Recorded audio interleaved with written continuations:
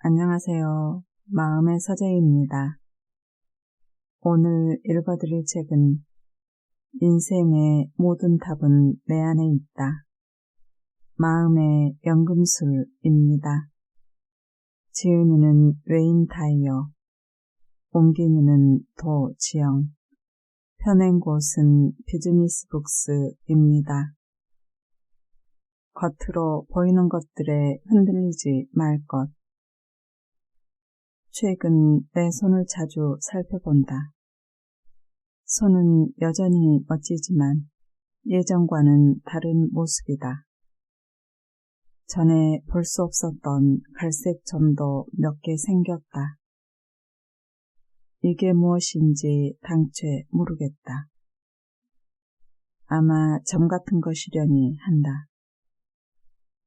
아이들이 어렸을 때 아이의 손등을 손가락으로 꽉 눌렀다 떼면 마치 고무줄처럼 피부가 금방 제자리로 돌아왔다. 예전에는 내 피부도 그랬다. 불과 얼마 전까지만 해도 그런 것 같았는데 이제는 뭐랄까 느릿느릿 돌아온다. 원래대로 돌아오기까지 얼마나 걸리는지 시간을 재본다. 4초. 지난주에는 3초였는데 만일 손이나 다른 신체 기관이 나라는 존재를 구성하는 요소라고 생각한다면 나는 즐거워할 것이다. 하지만 내 몸이 내 전부가 아니라는 걸 알고 있기에 걱정되거나 슬프지 않다. 당신도 마찬가지다. 지금까지는 당신의 몸이 당신이라고 여겨왔을 게 분명하지만 말이다. 그래서 끊임없이 몸을 관찰하고 점점 늘어지고 처지는 몸을 끌어올리려 노력했을 것이다. 머리카락이 점점 많이 빠지고 있다. 그런데 어느 날 정수리에 있던 머리카락이 실제로는 빠지는 게 아니라는 걸 발견했다. 머리카락은 빠지는 게 아니라 들어가는 것이다. 그렇다. 머리카락은 안으로 들어간 뒤 코나 귀로 나온다. 아이들이 내게 전자 코털깎이를 선물해 주지 않았다면 지금쯤 깃털이 어깨까지 내려왔을 것이다. 왜 그럴까? 대체 깃털은 어디에 필요한 걸까? 농담이 아니라 이 책을 쓴 계기 중 하나는 이 중요한 이야기를 알리기 위해서였다. 우리의 육체는 우리가 아니다. 우리는 겉으로 보이는 것보다 훨씬 더 훌륭하고 신성한 존재다. 그리고 우리의 마음이 이처럼 새로운 이해의 영역에 도달했다는 건 축하할 일이다. 누구나 형체를 초월하거나 넘어설 능력이 있다. 즉, 자신을 초월할 수 있다. 사실 어떤 인간도 완성된 형태를 갖춘 적은 없었다. 인간은 항상 변화하는 과정에 있기 때문이다. 우리는 몸이 다 자라 완성된 상태라고 생각하지만 거울을 보면 어제는 없었던 주름이 나도 모르게 생겨나 있다. 눈꺼풀은 어제보다 조금 더 처졌고 충치가 좀 더 썩은 듯 하다. 이렇게 몸은 매일 매 순간 변한다. 변화의 과정이 완전히 끝난 사람은 없다. 우리는 지금 이 몸을 소유하고 있지만 그 몸이 온전히 나라는 존재를 나타내는 건 아니다. 육체는 마치 우주 비행사의 우주복과 같다. 정해진 시간 동안 있는 외피라고 할 수 있다. 그런데 많은 사람이 그런 육체가 자기 자신이라고 생각한다. 슈퍼마켓의 냉동식품 판매대에서 포장지에 브로콜리와 아몬드가 섞인 맛있는 음식 사진이 있는 제품을 봤다고 하자. 그걸 사서 집으로 와 포장지를 벗기고 작은 냄비에 물을 끓인 뒤 포장지를 넣고 삶는다면 어떨까? 물론 그럴 일은 없을 것이다. 우리는 사진 속 브로콜리와 아몬드가 포장지 안에 들어있다는 걸 알고 있다. 포장지 자체가 내용물은 아니다.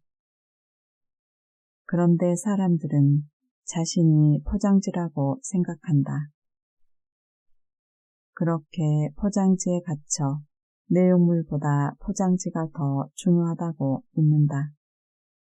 그러나 포장지 안에 든 내용물이야말로 무엇이든 원하는 대로 될 수 있고 원하는 일은 무엇이든 이뤄낼 수 있는 우리 자신이다. 얽매이지 않고 진정으로 자유로워질 것. 자유에는 두 가지 종류가 있다. 첫 번째 자유는 내가 거짓 자유라 부르는 것으로 말 그대로 가짜 자유를 뜻한다. 진정한 자유가 아님에도 세상에 많은 사람이 이 거짓 자유를 추구한다.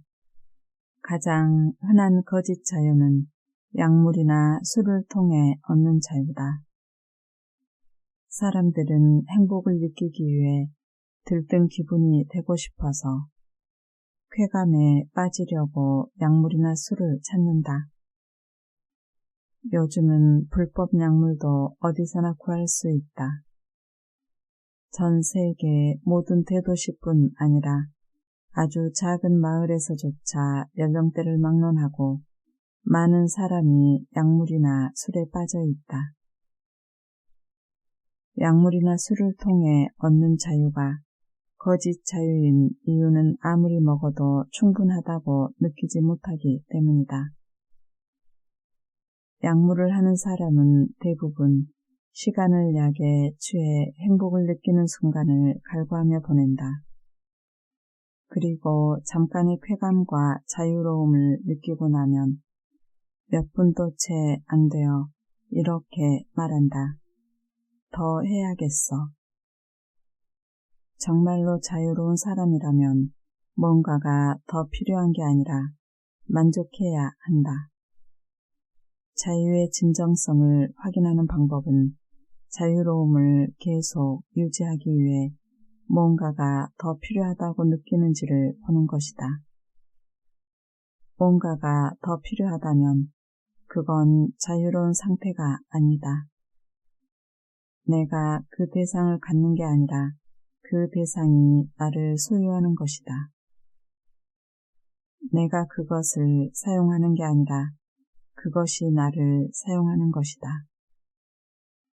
얼마 안 가 그 대상에 사로잡혀 욕망하고 소유하고 사용하고 다시 욕망하기를 반복한다. 그렇게까지 원하지는 않는데도 절대 충분하다는 생각이 들지 않는다. 그렇다. 원하지 않는 걸 쫓는다는 게 역설적이다. 우리는 약물이나 술을 그렇게 원하지 않는데도 끊임없이 약물이나 술을 먹으려 하고 절대 충분하다고 생각하지 않는다. 이처럼 물질을 통해 자유를 추구하면 원하지도 않으면서 계속 욕망하는 덫에 갇힌다. 약물이나 술을 통해 기쁨과 행복을 경험하는 순간은 자유롭다고 생각하지만 이는 육체에 한정되는 기쁨이다. 그래서 1, 2분 동안만 행복이 지속될 뿐 그 후에는 더 가져야겠다는 생각만 든다. 그러나 진정한 자유는 더 많은 것을 요구하지 않는다. 진정한 자유를 경험하면 만족할 수 없어 더 많이 가져야겠어 같은 말은 하지 않는다. 대신 더없이 행복한 감정을 느낀다. 높은 자아를 아는 자유, 내면의 신성함을 아는 자유다. 진정한 자유를 느끼면 나는 여기에 있어. 이게 바로 그거야. 이미 내게 있어 라는 감각을 느낀다. 우리에게 더 많은 걸 요구하거나 빚을 지우거나 우리의 건강을 위협하는 것 혹은 중독으로 우리를 사로잡는 것은 모두 거짓 자유다. 진정한 자유란 자기만 생각하거나 자기에게 어떤 일이 생길지 생각하지 않고 삶의 목적과 다른 사람을 돕는 일에 집중하는 것이다. 대부분 사람은 자신이 그럴 수 있을 것이라는 생각조차 하지 않는다. 하지만 나는 누구나 진정한 자유를 얻을 수 있다는 걸 안다. 진정한 자유는 인식을 높임으로써 얻을 수 있는데 지금까지 살면서 대부분 사람이 경험해온 바와는 아주 다르다. 진정한 자유는 깨어서 얻을 수 있는 또 하나의 멋진 결과이기도 하다. 진정으로 자유로워질 때 얻을 수 있는 것들. 다음은 말이 아닌 높은 자아가 인생을 이끌 때 느끼는 몇 가지 특징이다. 불가능하다고 생각했던 일이 일어난다.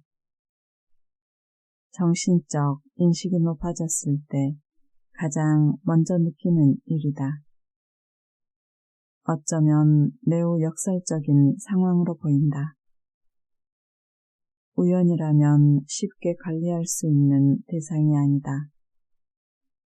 관리할 수 있는 일이라면, 충분히 일어날 수 있는 일이라면 우연이라고 할 수 없다.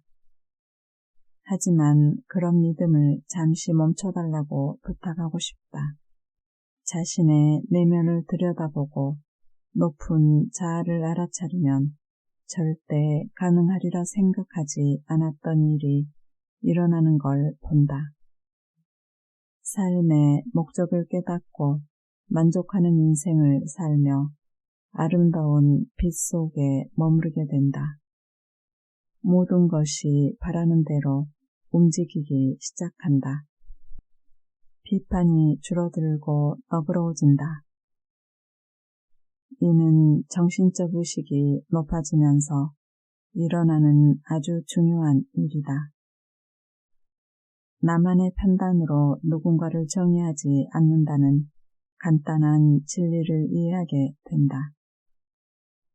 우리가 정의할 수 있는 사람은 오직 자신뿐이다.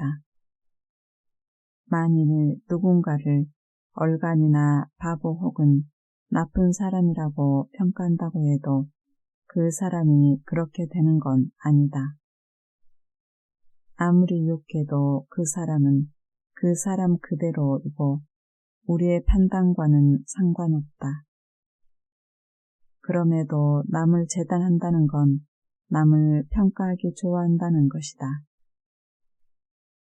전보다 너그러운 사람이 되면 높은 정신과 진정한 자유를 얻기 위해서는 모든 괴로움과 증오, 쓰라림을 놓아야 한다는 걸 알게 된다.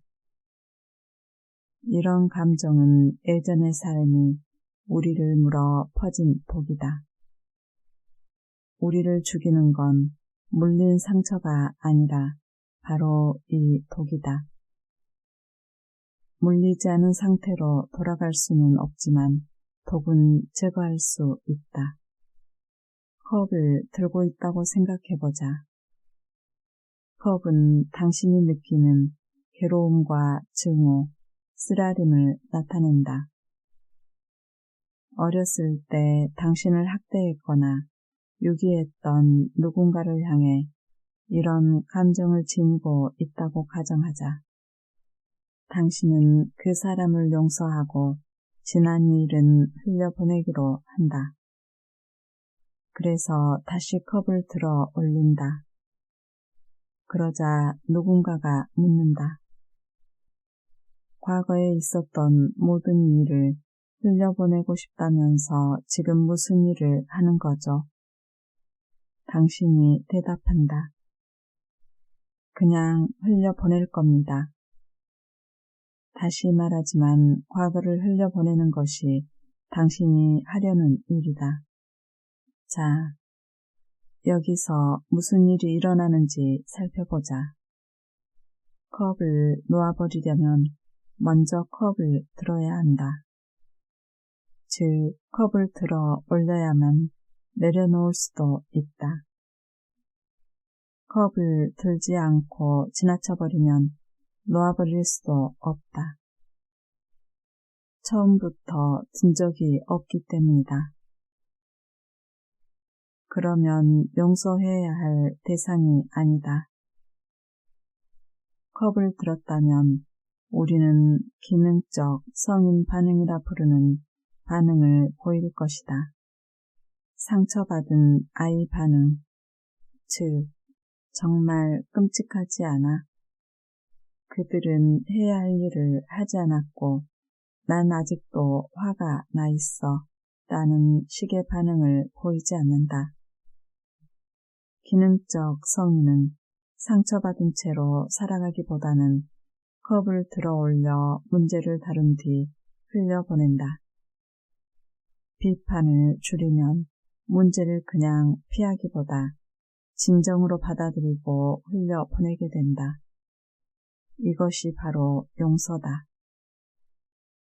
지금까지 깨어나 높은 인식에 이를 때 생기는 중요한 특성을 알아봤다. 하지만 실제로는 이보다 더 많은 이로움이 있다.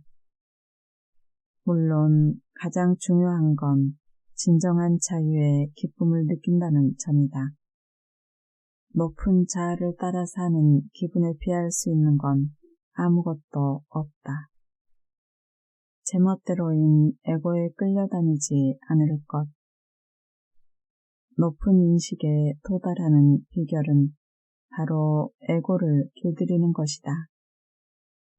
의심이 사라지면 만물을 믿기보다 알게 된다. 그러면 관찰자의 시각을 얻고 감정에 좌우되지 않으면서 무슨 일이 일어나는지 볼 수 있다. 이 과정에서 관찰력을 키우는 가장 좋은 방법은 침묵을 지키는 것이다. 에고는 신성한 마음의 장소에서 평정심을 유지하려는 우리를 밀어내려고 정말 열심히 애쓴다.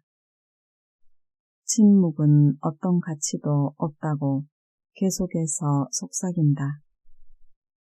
에고는 다른 어떤 것보다 자기 보호를 중요하게 여기며 이런 말을 건넨다. 내가 지금 말도 안 되는 이 모든 일을 하고 있다는 걸 믿을 수가 없어. 말도 안 되는 일이란 우리가 높은 인식에 귀를 기울여야 한다는 걸 아는 것이다. 앞서 비결대로 의심을 지우고 관찰력을 키우고 내면의 대화를 차단하면 에고가 일상의 의사결정을 방해하는 걸 막을 수 있다. 앞으로 우리가 길들여야 할 게 무엇인지 분명하게 이해할 수 있을 것이다. 에고의 7가지 특징. 1.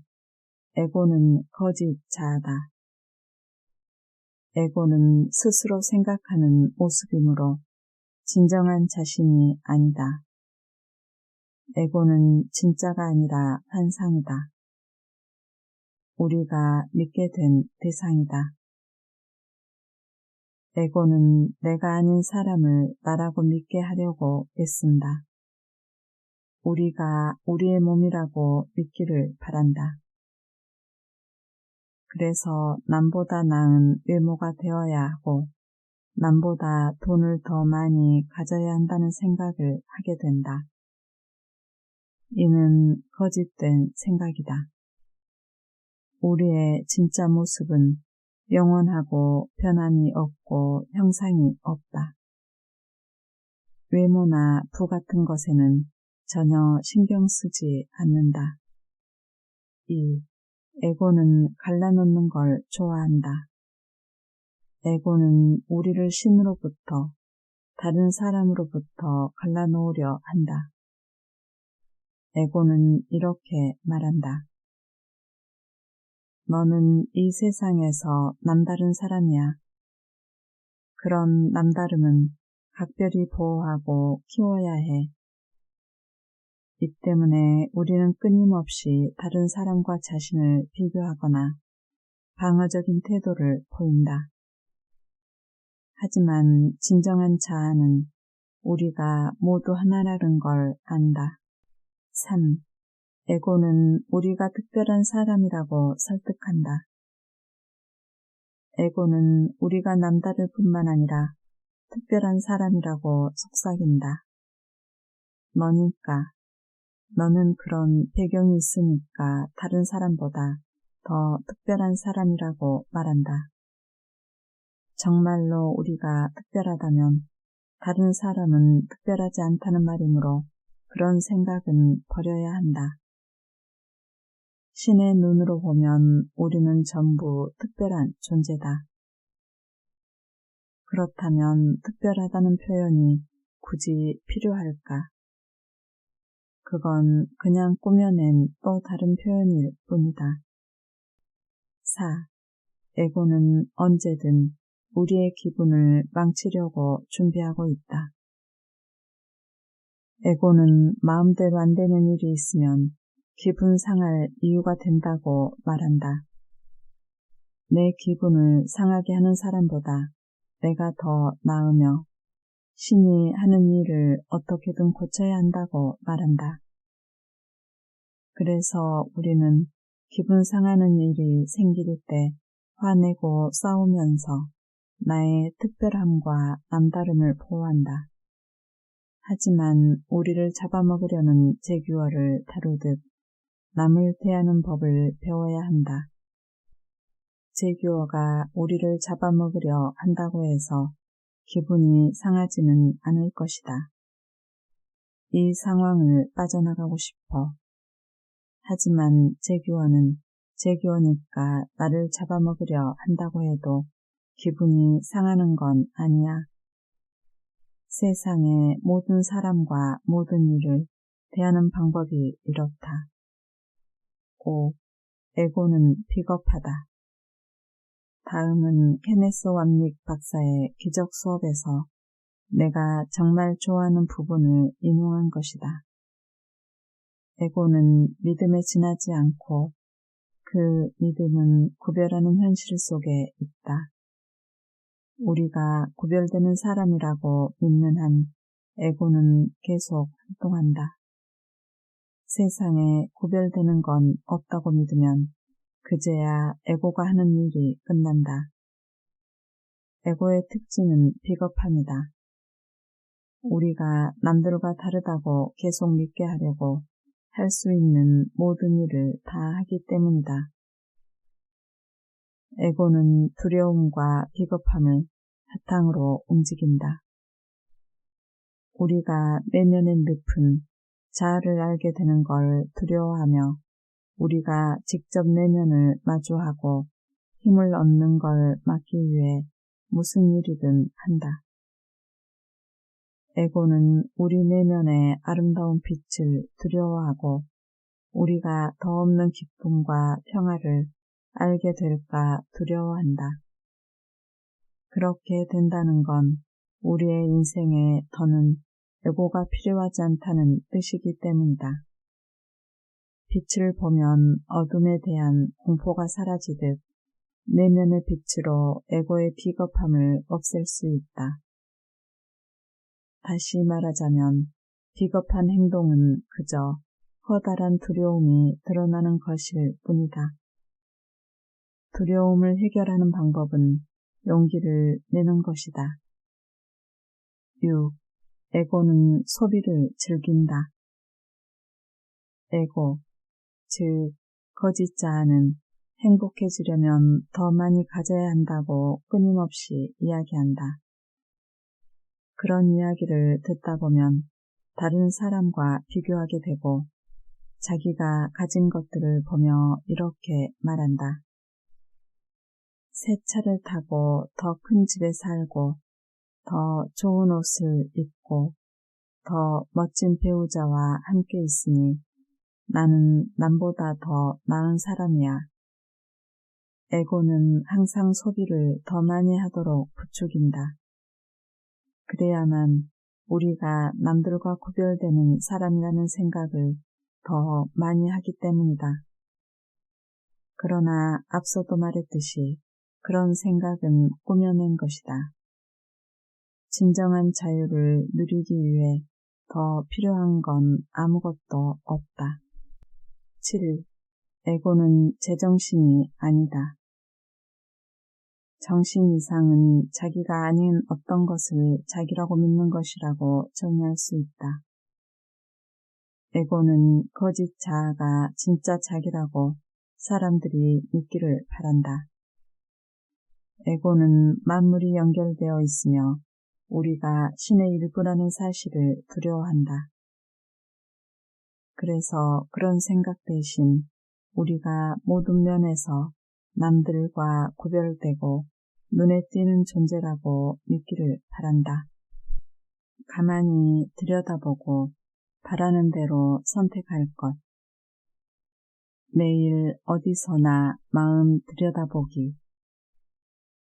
명상하는 방법을 누군가에게서 정확하게 배워야 하는 건 아니라는 점을 기억하자.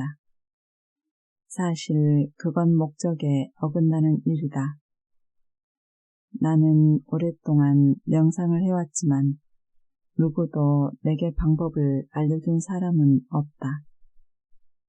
마음을 단련하는 법을 스스로 익혔지만 나는 마음속 공간에서 그리고 명상에서 깨어나 이 세상에 돌아와서도 기적을 만들어냈다. 어두운 방에서 사람들이 눈을 감고 빛을 만들어내는 건 흥미로운 모습이다. 빛을 만드는데 눈이 꼭 필요한 건 아니다. 하지만 마음은 반드시 필요하다. 마음으로 빛 혹은 색깔, 냄새, 소리를 만들 수 있다는 게 의심스럽다면 꿈속에서는 항상 그렇게 한다는 걸 기억하자. 꿈은 순수한 생각의 상태다. 명상을 할 때도 우리의 마음은 그와 비슷한 장소로 간다. 마음을 단련하기 위해서는 먼저 자기 최면 상태로 들어가야 한다. 알파 상태가 되는 것이다. 앞서 말한 것처럼 어떻게 알파 상태로 들어가는지 배울 필요는 없지만 내가 하는 방법을 보고 영감을 얻을 수는 있다. 나는 24초를 재는 초시계를 사용한다. 미국 프로농구리그에서 사용하는 초시계다. 시계에는 흐린 빛이 들어오고 숫자 24에서 시작해 23, 22로 줄어들어 1까지 내려온다. 24에서 1까지 내려오는 동안 마음속에 숫자가 아닌 어떤 생각이라도 떠오르면 24부터 다시 시작한다. 16이 되었을 때 내일 아침 치과 예약을 잊으면 안 돼 라는 생각이 들면 24로 다시 돌아간다. 이렇게 명상을 연습할 때는 참을성을 발휘해야 한다. 카운트다운을 할 수 있다면 어떤 시계나 타이머도 좋다. 하지만 시간을 너무 길게 잡거나 너무 짧게 잡으면 안 된다. 그러니 나처럼 24부터 시작해보자. 생각을 비우며 일까지 내려가려면 며칠이 걸리겠지만 계속 한다. 중간에 끼어드는 생각 없이 24에서 1까지 갈 수 있다면 알파 상태가 된 것이다. 팔을 올렸을 때 아주 가벼운 느낌이 든다면 알파 상태에 진입했다는 걸 알 수 있다. 아니면 갑자기 머리에서 아무런 무게가 느껴지지 않을 수도 있다. 마치 몸을 벗어나기 시작한 것처럼 말이다. 그렇게 며칠 혹은 몇 주가 지나면 24초를 재는 초시계가 없이도 알파 상태로 들어갈 수 있다.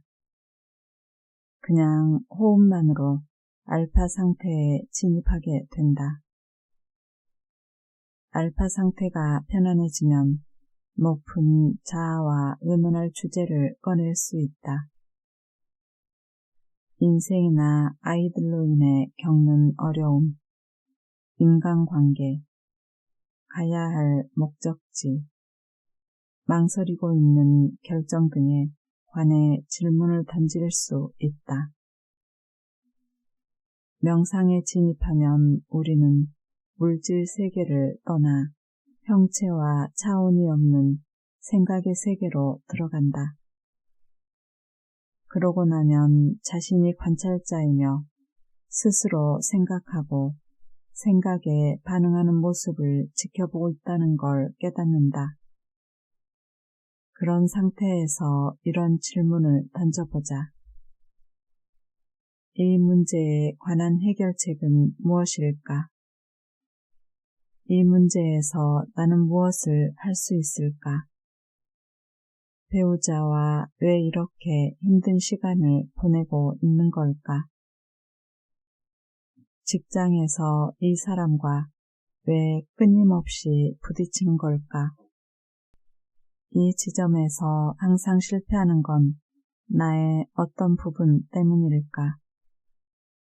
그러면 높은 자아로부터 내면의 신성한 에너지로부터 우리의 의식 속으로 답이 흘러든다. 이제 매일의 생활 속에서 명상을 적용해보자. 고객과의 회의를 앞두고 명상하면서 회의가 어떻게 진행되면 좋을지 보라. 다른 사람의 행동이나 반응은 그들의 것이므로 우리가 통제할 수 없지만 우리 자신은 통제할 수 있다.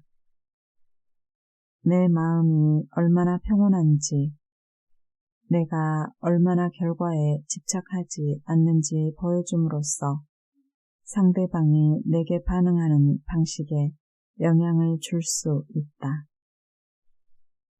무엇을 얻을 수 있을지보다는 어떻게 상대방을 도울 수 있을지에 집중하라. 이는 모든 인간관계에 적용할 수 있는 방법이다. 내면의 아름다움과 기쁨을 찾고 이 관계를 어떻게 이어나가고 싶은지 보라. 처음 규칙적으로 명상하는 연습을 시작했을 때 나는 사람을 만날 때마다 정말 너무 기뻐서 서 있지도 못할 지경이었다. 사람들을 보며 아, 정말 훌륭한 사람들이지 않아 라고 생각했다. 가족뿐 아니라 전혀 모르는 사람에게도 이런 유대감을 느꼈다. 철학자 블레즈 파스칼은 이렇게 말했다. 인류의 모든 문제는 사람이 혼자 방 안에 조용히 앉아 있지 못해서 생기는 것이다. 정말 맞는 말이라고 생각한다. 명상을 하고 나면 누군가에게 상처를 주고 싶다는 생각은 절대 할 수 없다. 명상하는 방법으로 두 개의 자아를 갖는 방법도 있다. 한 자아는 생각이고 다른 하나는 육체다. 예를 들면 이 얼간아 그렇게 하지 말았어야지 라고 자신에게 말할 때 두 개의 자아가 등장한다. 욕을 하는 자아와 얼간이가 된 자아다. 얼간이는 우리의 생각에 반응하는 몸이다. 그러므로 자기를 얼간이라고 부를 때는 얼간이라는 생각과 생각에 반응하는 얼간이 두 개의 나가 있다. 명상을 하면 자아 1인 생각과 자아 2인 몸이 통합되어 조화를 이룬다. 그래서 원하는 모습으로 자신을 불러내고 자신이 원하는 바에 따라 행동하는 몸을 볼 수 있다. 일단 아주 조용한 장소로 가서 눈을 감고 시작한다. 명상할 시간이 없다면 잠자리에 들기 바로 전 시간을 이용한다. 명상을 하면 전에 느껴본 적이 없을 정도로 완전히 휴식하는 기분이 들고 긴장이 이완되기 때문이다.